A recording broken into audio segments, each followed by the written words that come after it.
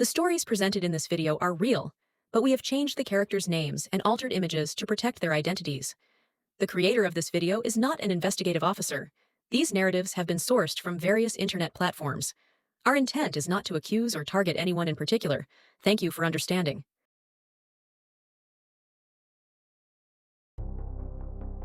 Welcome to True Crime Stories Hub. Today we will discuss the story of Crystal McDowell's. From the start, Crystal McDowell's life was filled with conflict and enemies. She had a difficult upbringing because her parents named her after the substance crystal meth. When Crystal was barely 11 years old, her parents passed away from problems related to AIDS, which they developed through substance addiction, 6 months apart. Crystal was left orphaned and on her own after this terrible loss. Crystal had much worse struggles as a teenager. A man kidnapped her and kept her imprisoned in a chicken coop, where she endured days of sexual abuse. But Crystal showed amazing fortitude and tenacity by escaping and avoiding her kidnapper.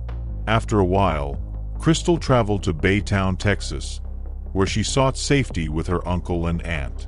Despite the abuse she had as a child, Crystal was adamant on improving her own life. She put in a lot of effort to conquer her obstacles and escape the bonds of her past. Steve McDowell and Crystal met in Baytown. Crystal yearned for Steve, who was known for his lively demeanor and love of fast vehicles and video games. She was immediately won over by his humorous, polite, and kind manner. Crystal appeared to be happy with Steve, and her friends couldn't help but notice. They believed that Steve and Crystal would make the ideal couple. As a flight attendant on an express aircraft, Crystal and Steve were able to travel frequently throughout the United States while taking use of her airline benefits. Steve and Crystal had 2 kids, Maui and Madden, after getting married. Crystal clearly had a great affection for them. She was a devoted mother who placed her kids' joy and welfare first. Crystal, Steve, and their kids seemed like the ideal family from the outside. On the inside, though, Crystal was becoming more and more unhappy in her marriage. She made the decision to break up with Steve after 10 years of marriage. Her husband opposed this choice since he disliked the thought of a divorce. Crystal continued to live with Steve and their kids as she awaited the keys to her newly renovated house. They were all navigating the emotions of an impending divorce, which made it a difficult situation. Crystal remained committed to building a brighter future for herself and her kids in spite of the challenges. Crystal was 37 years old by 2017. Her life had changed dramatically, and she was now pursuing a real estate career. Crystal was looking forward to fresh starts in her new house. Thus, this period represented a new chapter in her life. Crystal had intended to get together with her family on August 25, 2017, to witness the eagerly awaited bout between Mayweather and McGregor. As friends and family gathered to watch the eagerly awaited match, there was a sense of excitement in the air. But Crystal never appeared. At first, nobody appeared to be overly concerned about Crystal's absence. They were aware of how busy she was balancing her roles as a working mother. Maybe she had ran into some unforeseen circumstances, or she was simply running late. But as the evening wore on and Crystal continued to ignore calls and texts, worries began to surface. Crystal's family had to make a painful choice after more than 24 hours had passed without hearing from her. They reported her missing to the Chambers County Sheriff's Department.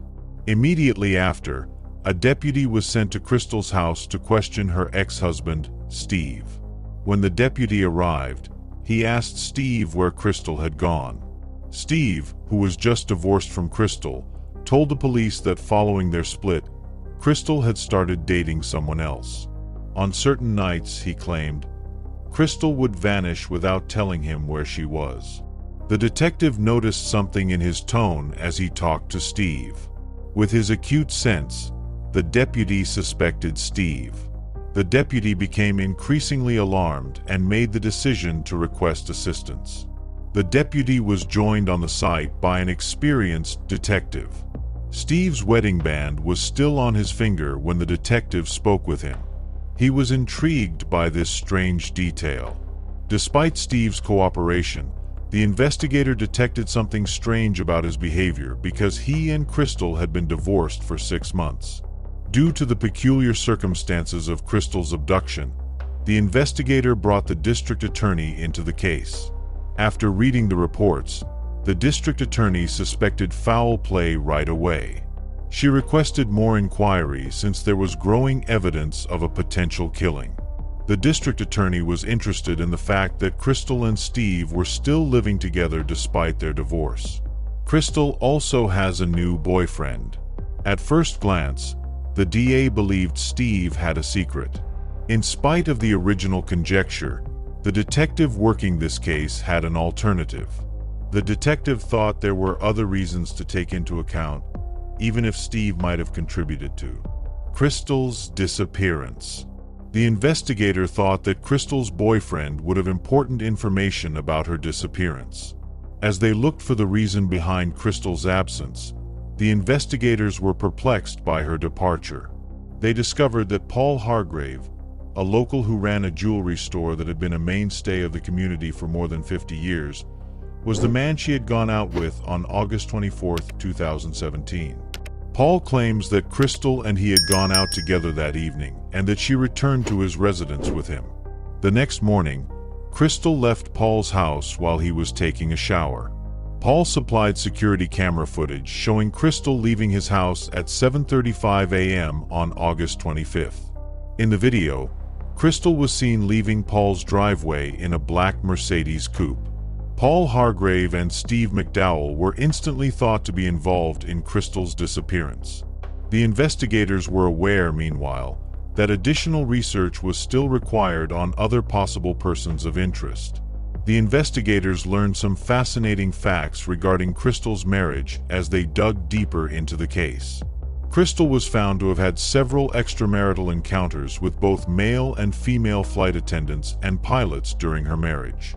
The cops became suspicious after learning about these extramarital encounters. They pondered whether it was possible that Crystal had been targeted for retaliation by an irate spouse. Nevertheless, there was no proof that these extramarital affairs were connected to her disappearance. When Hurricane Harvey slammed Baytown, the inquiry into Crystal's abduction came to a standstill. Half of the county was flooded as a result of this enormous storm, which left significant destruction in its wake. Days of intense rain made it challenging to carry out the inquiry. The hurricane and its aftermath eclipsed Crystal's absence. In the devastation caused by the hurricane, people lost their houses, vehicles, and sometimes their lives. Due to a lack of resources, the Chambers County Sheriff's Department had to reroute every employee to help with the hurricane search and rescue operations. Her family had to take up the inquiry because the cops who were meant to be working on Crystal's case were distracted by the hurricane response. The days were devoted to friends and family posting updates on Facebook, Instagram, and other social media sites on Crystal's absence. They disseminated the word widely in the hopes of obtaining any leads or information that would reveal her location. A friend of Crystal's sent a message to one of her cousins. According to the acquaintance, they recently came into a Snapchat picture of Crystal's car parked close to Interstate 10 in a Motel 6 parking lot. Crystal's cousin was intrigued by this assertion and promptly tried to confirm it. They identified the license plate from the Snapchat photo and verified that it was, in fact, Crystal's vehicle. As soon as the confirmation was received, Crystal's cousin notified the police and her family about the possible lead. However, it was difficult to get to the motel's location because of the extreme flooding that affected Chambers County's highways. To get past the flooded areas, they chose to use airboats rather than conventional cars. When Crystal's family and the police arrived at Motel 6, they saw something that affirmed their darkest suspicions. The keys were in the ignition of her automobile, which was parked carelessly in the parking lot. Whoever had placed Crystal's car there seems to have intended for it to be taken. Unfortunately, no evidence that could provide insight into Crystal's location was discovered, and the Mercedes was later transported to the crime lab garage for processing. Crystal's disappearance was also the subject of segments on the well-known news television investigation series Dateline. Unfortunately, though, no pertinent information was found as a result of these attempts. The detective became aware that he needed more help in the wake of Hurricane Harvey a week after Crystal vanished. When he contacted the Texas Rangers, they were happy to help. Steve McDowell, Crystal's husband, was interviewed formally for the first time by the lead Texas Ranger assigned to the investigation. Steve claimed that since Crystal went for her date on August 24th, he had not seen her. The Ranger had noticed something strange about Steve's body language right away. Steve did not show the obvious concern one would anticipate from someone in that circumstance, even though Crystal had vanished out of thin air. Crystal's family and friends, however, never wavered in their support of Steve. Steve's family believed that he could not be held accountable for Crystal's abduction because they knew him personally. They stressed to Madden and Maui how devoted he was as a parent and expressed skepticism that he would ever do anything to harm their mother. Steve was asked whether he would be willing to take a lie detector test by the Ranger. Steve nodded, as if certain of his innocence. But the test's results were startling. Steve's disastrous failure begs the issue of whether he was involved in Crystal's disappearance. A polygraph test was also taken by Crystal's boyfriend, Paul Hargrave, who was also thought to be a possible suspect. Paul failed the lie detector test, just like Steve did. The district attorney began to question whether Steve and Paul might have worked together to hide the truth about Crystal's disappearance after both of them failed the lie detector tests. At this point, everyone was certain that Crystal had died and that foul play had occurred. But there was one crucial question that was still unsolved. Her body was missing. It was highly probable that her body would have been carried to the Gulf of Mexico if her remains had been dumped in one of Baytown's bayous, making it nearly hard to find. A search including volunteers and the Texas Equus search team was launched in an attempt to find Crystal and provide closure to her family. Nearly 100 individuals participated in the search, which was conducted on September 9th. The searchers used a grid-based strategy, segmenting the region and methodically using an airboat and ATV to cover every foot. Despite the tremendous effort made by all parties, Crystal was nowhere to be seen. The Texas Rangers remained unwavering in their resolve to identify the person guilty for Crystal's disappearance as the hunt extended into the wetlands. They put in many hours trying to piece together what happened and what might have caused Crystal to vanish. It was suggested that either her lover or her ex-husband might have been involved, but there was no proof to back up this hypothesis. Acknowledging the possibility of CCTV evidence, the ranger instructed police to seek for residences and businesses with security cameras in the vicinity of the motel where her car was found. Luckily, there were security cameras at a number of locations, and the ranger was committed to finding any film that could provide insight into Crystal's abduction. The ranger discovered footage showing someone parking Crystal's car in the motel parking lot on Saturday, August 26th at 6:37 a.m. after spending hours going through innumerable hours of footage. Although the individual was clearly seen in the video, the ranger was unable to identify him right away. While the ranger was still reviewing the video, he saw that the man in question exited Crystal's Mercedes and left the car. The ranger became more suspicious that this individual might be Steve, Crystal's ex-husband. A blue car that was a rare Mustang GT matched Steve McDowell's car description when it pulled into the pump at a gas station near to Motel 6 in another footage that was taken 5 hours later by a different security camera. The ranger's suspicion that Steve was the one who parked Crystal's automobile at Motel 6 was reinforced by that discovery. Steve sparked suspicion at the gas station with his antics. Steve seemed to be examining Crystal's automobile as he made his way to the Motel 6 parking lot rather than filling up. Steve might have gone back to the parking lot earlier to see if anyone had taken Crystal's car, the ranger surmised. In the hopes that someone would ultimately take advantage of him and steal the car, he had left the keys inside. How did Steve get home if he was the one who caused her to vanish? Since Steve would have been walking and there is a considerable distance between his house and the place where he parked Crystal's car, this trip seems improbable. In order to locate any more hints, the ranger made the decision to examine the CCTV footage from nearby residences and businesses in greater detail. About 25 minutes after Crystal's car was abandoned in the parking lot, at 7:05 a.m., the ranger found video of a man riding a bike in the rain along the Interstate 10 service road. This bike reminded the ranger of a similar cycle he had seen in the McDowell garage, and it had unique mag wheels. Steve stated in one of his conversations with the ranger that he had spent Saturday morning shopping at Walmart.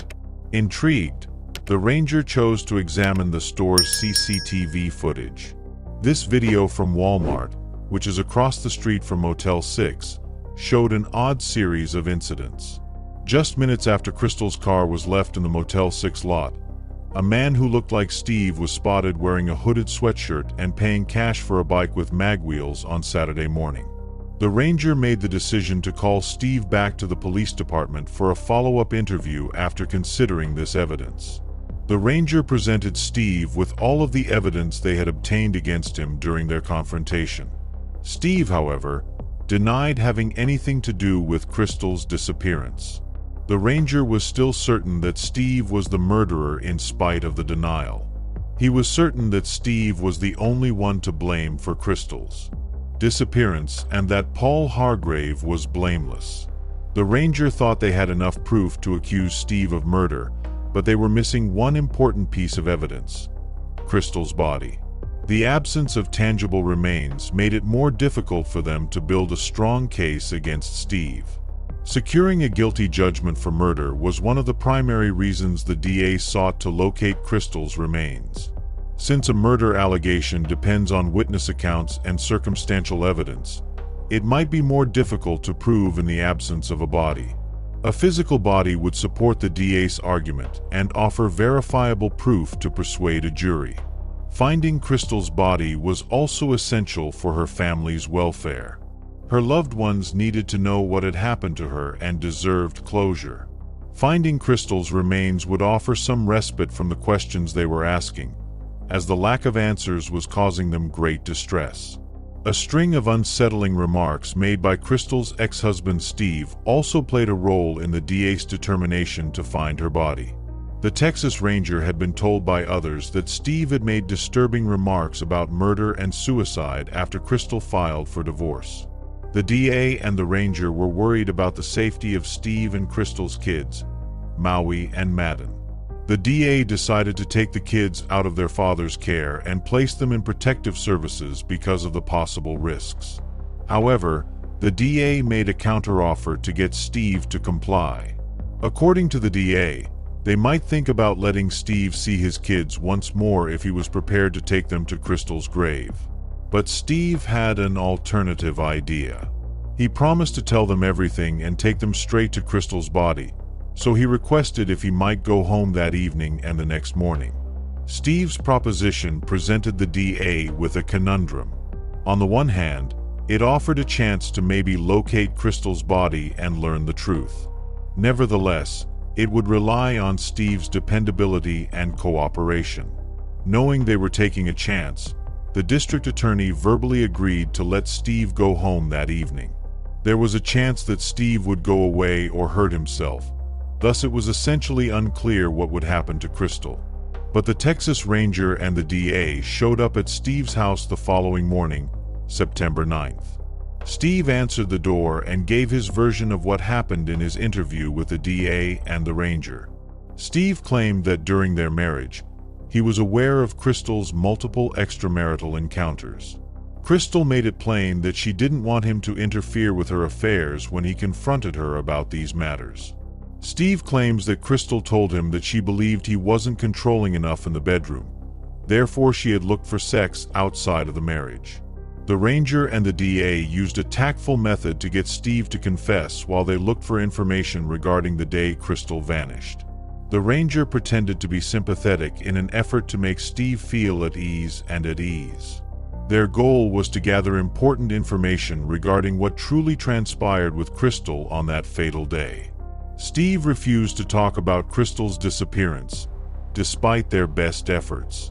Steve eventually admitted it. Steve claims that he had a furious confrontation with Crystal prior to her disappearance. Steve and Crystal got into a fight when Crystal told him she no longer loved him. In a fit of rage, Steve confessed to choking Crystal, but he insisted that the incident was entirely unintentional and that he never meant to hurt her. Steve moved quickly after Crystal's passing to hide her remains. Steve admitted that he put her body in the Mercedes's trunk after wrapping it in garbage bags. After that, he drove to a remote area and flung Crystal's dead body into a gulf. In an otherwise dire scenario, Steve's readiness to guide the police to Crystal's body appeared to be a ray of hope. There was a catch, though. In return for guiding them to her remains, he demanded that the death penalty be eliminated as a realistic alternative. The district attorney grudgingly granted his request, understanding the pointlessness of locating Crystal's remains without Steve's assistance. Steve went on the search with the ranger and the DA to solve the mystery of Crystal's disappearance. This route was Needle Point Road, a winding road tucked away in densely forested surroundings. The ranger eventually found Crystal's body. The body was in appalling condition when it was discovered. Almost little remained. It became known that Steve's defense team was trying to use the sudden passion clause as a defense when he was taken into custody and accused with Crystal's murder. By using this defense tactic, Steve and his group were able to attribute Crystal's death on her alleged provocation, which may have reduced or eliminated the murder charge entirely.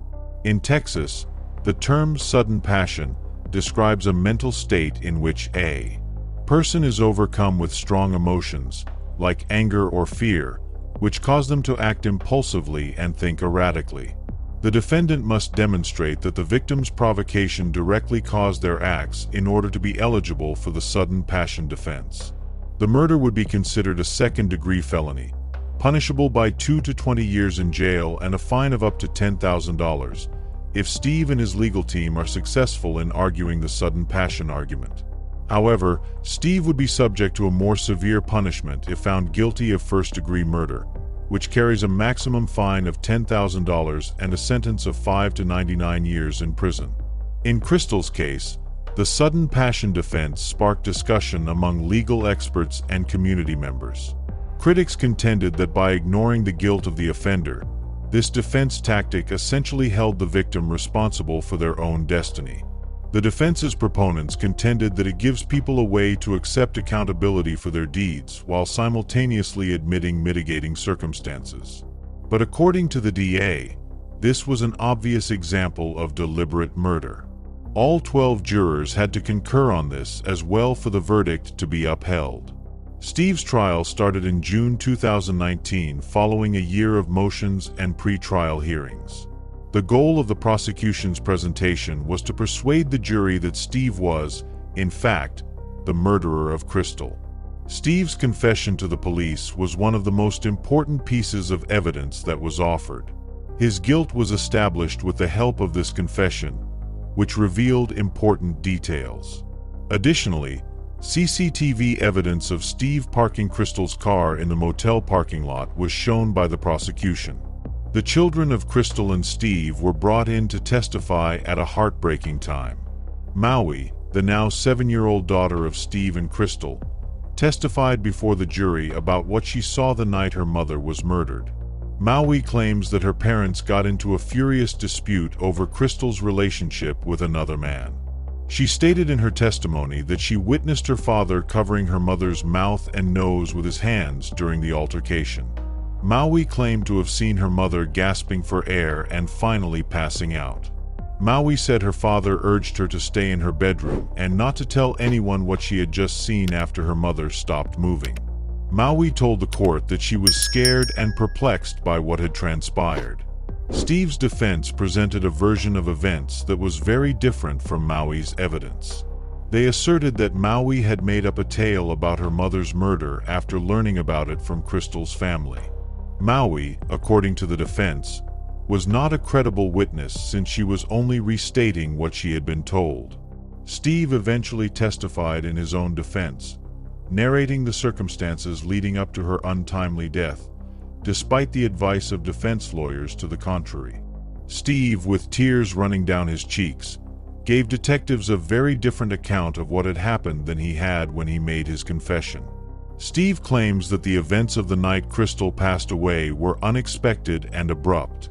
He made a snap judgment as a result of what began as a furious disagreement that got out of hand. Steve said that he used violence to try to calm her down because he was angry, frustrated, and upset. He put Crystal in a bear hug, a mistaken attempt to defuse the situation by trying to restrain her and return her to sanity. But what came next caught him off guard, Steve said. In his arms, Crystal fell instantly limp. Steve claimed in his testimony that he had no idea what had transpired and that he had never meant to purposely hurt her. Steve's testimony left the district attorney speechless. The DA found it incomprehensible that he had practically killed Crystal with a hug. The courtroom was shocked by the unexpected accusation. The DA began to worry about the potential of a mistrial as the case proceeded to the jury. These worries were increased when the jurors asked to see Steve's confession video. The prosecution was quite concerned about the possibility of a mistrial since it would mean that the entire process would have to be restarted. The jury returned and handed down their verdict an hour after they had asked to view the video. Steve was found guilty of murder by the jury, bringing Crystal justice. Her family members and loved ones, who had been kept in the dark with no explanations, found some degree of closure in this guilty finding. In an effort to lessen the harshness of Steve's punishment, the defense contended at the sentencing phase that Crystal's murder was the result of an unexpected passion. The jury, however, dismissed this argument in favor of upholding the seriousness of the offense. Steve received a sentence of 50 years in jail.